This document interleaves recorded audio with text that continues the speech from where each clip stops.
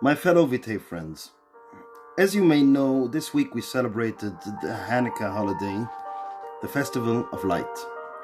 This festival has a very deep meaning for life, and especially in times such as we are experiencing in our lives today.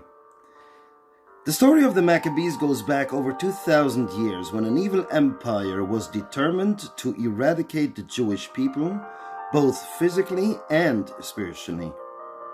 This empire persecuted them, killed many people, but most importantly, they deprived them of the freedom to exercise their right to speak and to fulfill their faithful duties.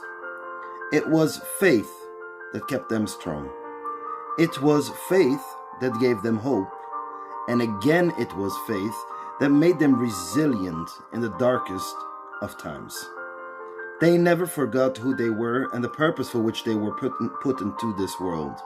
They knew that evil and darkness were destined to fail, so they kept fighting against all odds.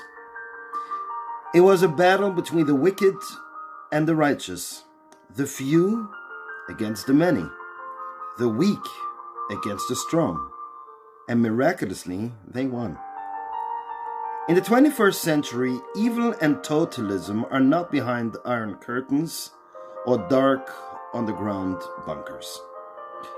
It is masked in a way that is hard to recognize.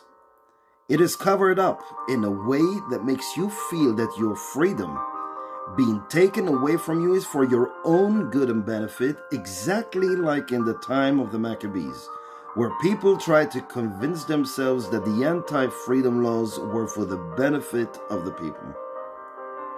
But a few righteous men saw through it and fought for the return of their liberties and freedoms.